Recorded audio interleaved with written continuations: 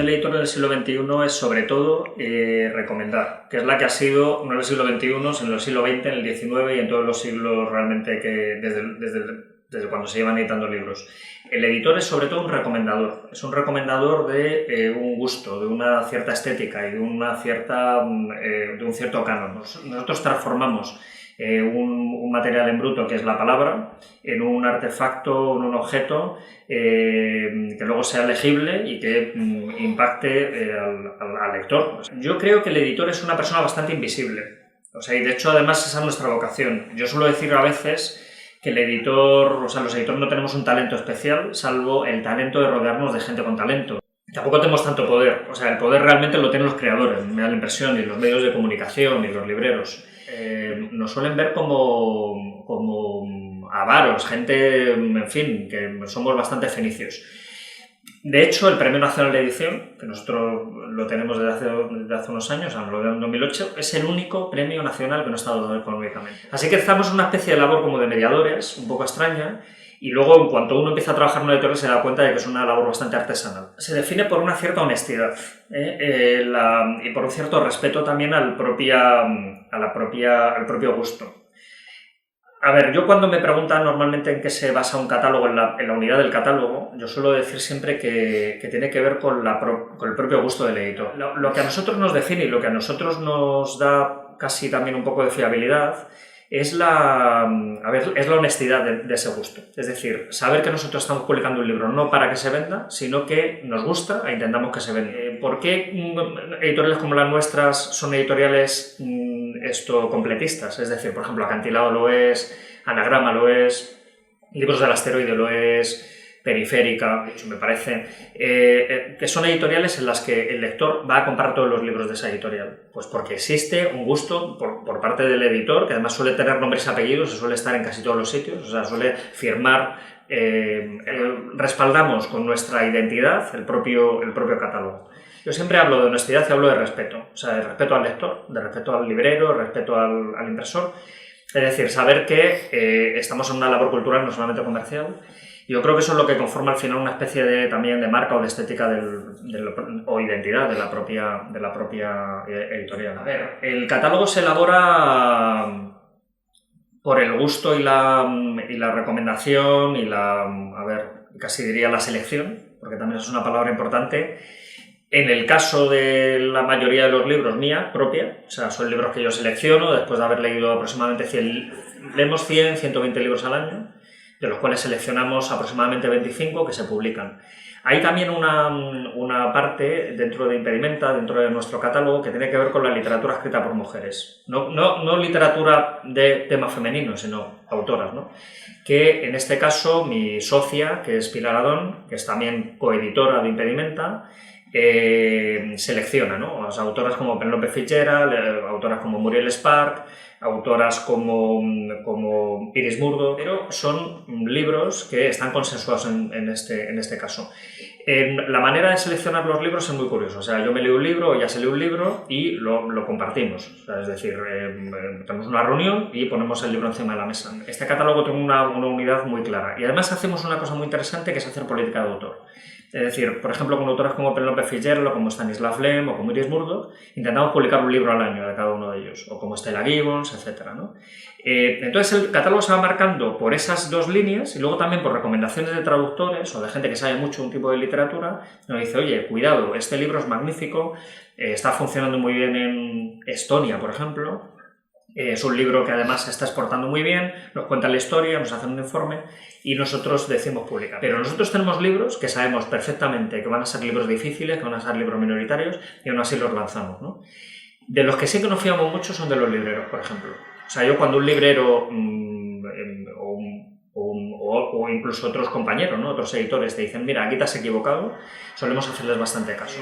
Yo personalmente me hice editor sin estudios reglados. Yo me licencié en Derecho, hice Derecho, me dediqué durante unos años al ejercicio del Derecho, muy desgraciadamente porque se me da fatal, no se me da fatal, yo lo pasaba muy mal, intentaba cumplir, intentaba ser una persona, en fin, cumplidora, hacer bien mi trabajo, pero yo era muy desgraciado en aquella época. Y cuando empecé a editar libros, yo empecé a editarlos casi por intuición. Me contrataron en una empresa y yo, de alguna manera, me dejaba llevar por mi sentido común, ¿no? he tenido compañeros, gente que ha trabajado conmigo y gente, colegas también, otros editores, que han hecho estudios reglados, los típicos másteres de edición. A ver, vienen bien cuando ya tienes vocación. La edición es una profesión muy vocacional, es decir, es una profesión que es una carrera de fondo. Tienes que estar 24 horas al día trabajando como editor, pero yo no creo que sea fundamental. De hecho, muchos de los editores que yo conozco, yo que sé, Luis Solano, el editor del libro El Asteroide, él no hizo un máster de edición, fue editor previamente en un gran grupo, qué sé yo, Julián Rodríguez de Periférica. Él no hizo un máster de edición. Había una reflexión que hicimos hace ya muchos años con Jorge Ralde, cuando montamos el grupo Contexto, al que pertenece Impedimenta, y es que él nos dijo que él, para llegar a lo que nosotros habíamos llegado en 3 años o 4, él había dedicado 10 o 15, que eres capaz de llegar a los sitios de una manera más ágil, pero en cierto modo yo creo que nos quita también reflexión.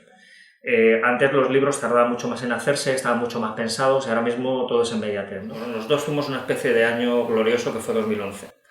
En 2011 se publicaron seguidos 3 de los libros que han marcado un poco la trayectoria de Impedimenta hasta este momento, que fueron La hija de Robert Post, de Stella Gibbons, que es un libro del que ahora hablaré y que tiene una cierta historia curiosa. La hija de Robert Post acabó vendiendo cerca de 50.000 ejemplares, y que fue un poco el pistoletazo de salida a un tipo de edición que nosotros hacemos, un tipo de libro que publicamos, que es la comedia inglesa, escrita por una mujer. Yo, antes de ser editor y mucho antes de estudiar Derecho, yo me dedicaba a dibujar cómics, o sea, es decir, pintaba y hacía cosas, ¿no? Entonces ese prurito estético que yo tenía a la hora de manejarme la vida, lo intenté volcar en Impedimenta en toda una serie de detalles que hicieran que el libro fuese especial. Primero, que fuese un libro con sobrecubierta, que el propio papel fuese un papel agradable, artesanal, que es algo que aprendí de las editoriales catalanas, como Acantilado, o como Pretextos, que no son catalanes, son valencianos, o La Magrana, o etcétera. Que el pequeño adorno que fuese en cada libro fuese único para ese libro, nada más, no fuese para el resto de los títulos. Nosotros le damos mucha importancia a eso. O sea, Jaime Salinas es probablemente uno de los editores más influyentes de la historia de la edición española, evidentemente, creador de Alianza, creador de Alfaguara, un autor, quiero decir, un editor que era también un gran escritor, un gran lector, que yo creo que es uno de los grandes olvidados de la edición española, porque fue en fin, el que trajo también, en cierto modo, la edición cultural al ámbito de la literatura en castellano, en el que muchos nos vemos reflejados, y que, quiero decir, desapareció de una manera así como un poco discreta y un poco amarga también, ¿no? Porque no se le reconoció todo lo que era. Para mí Jaime Salinas es el creador de esta colección de los libros de bolsillo de Alianza, el creador de la colección esta Alfaguara tan bonita, 2 colores, que diseñó Henri Satoué.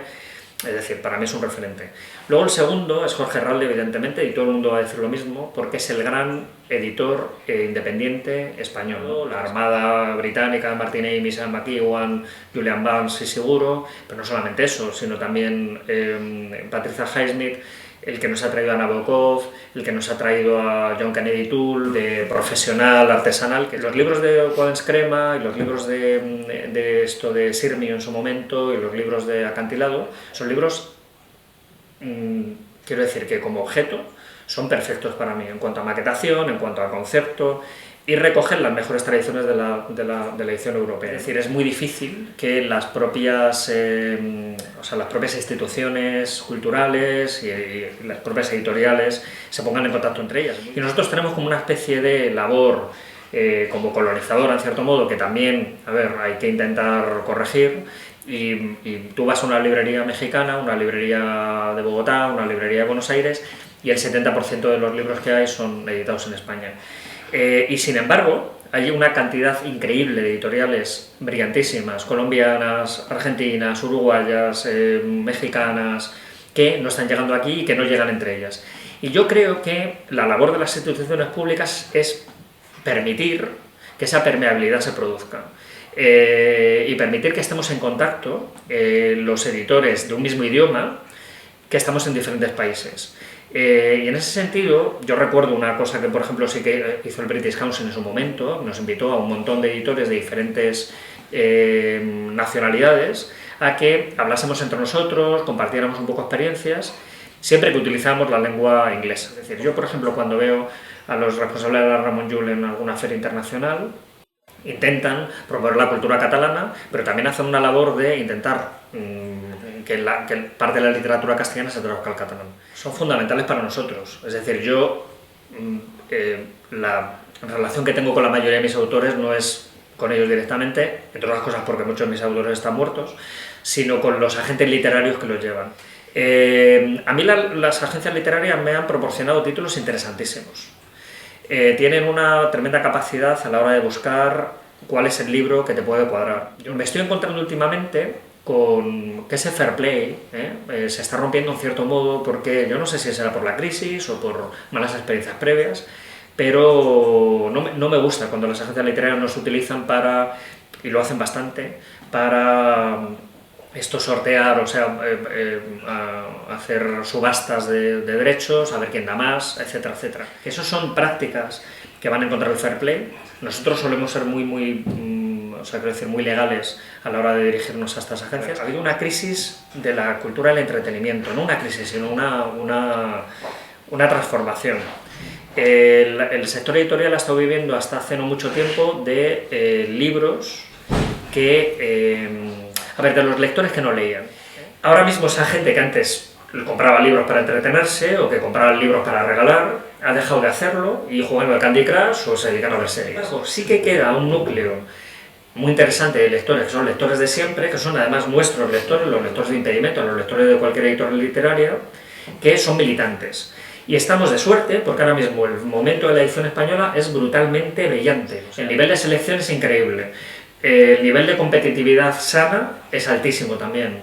Y ahora mismo estamos marcando en cierto modo una edad de oro en la edición española. Y yo quiero pensar, y viendo también un poco experiencias de otros países como Alemania, como el Reino Unido y tal, que eso se mantendrá.